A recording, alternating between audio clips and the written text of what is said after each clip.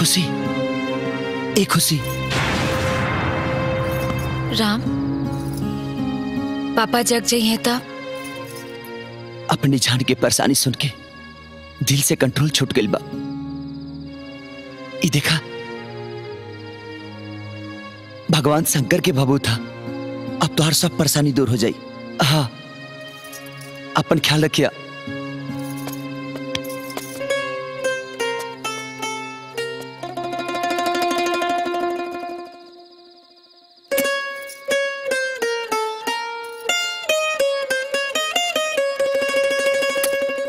अपन ख्याल रखिए।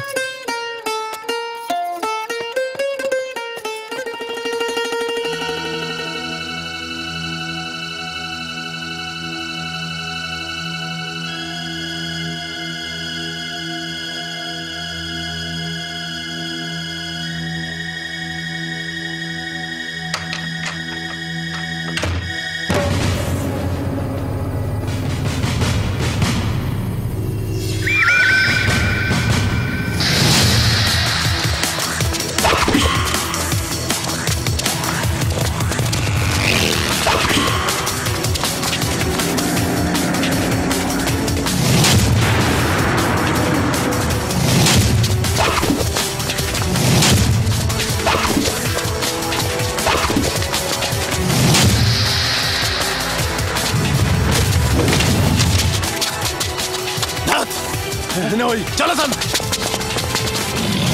अरे साला, हमनी के डर से तो ऊपर बैठ गए। चल नीचे उतर।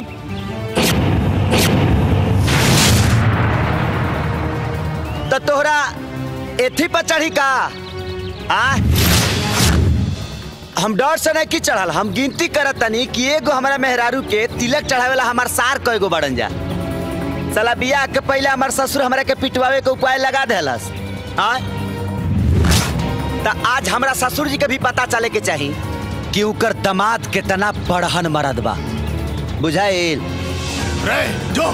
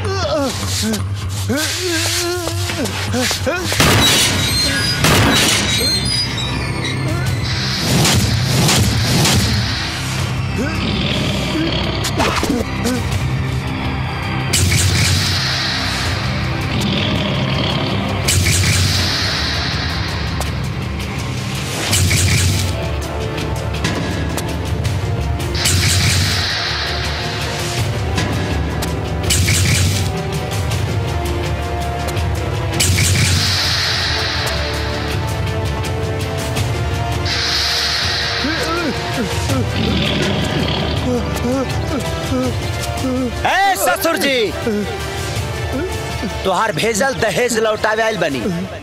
बाहर आओ।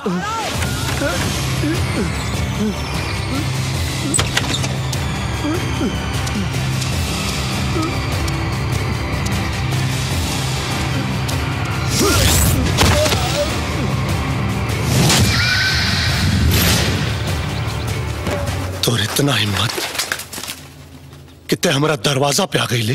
तोहार दहलीज का चाइना के बॉर्डर हकी के 47 लेके आवे के पड़ी। तोहरा दहलीज पावे खातिर हमार 2 गो पैर ही काफी बा।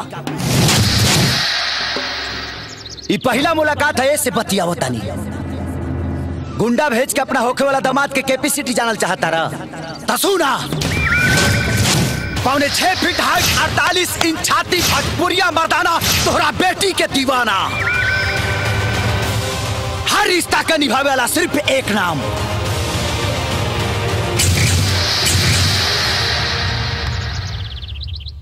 राम।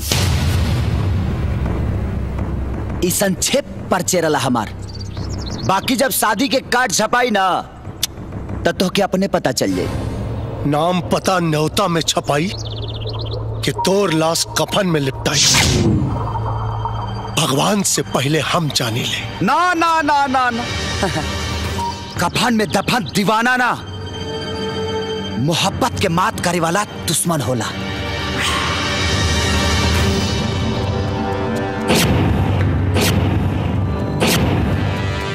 जेब में 1 रुपया रोटी के और दीवाना करोड़पति लड़की हमार बेटी के।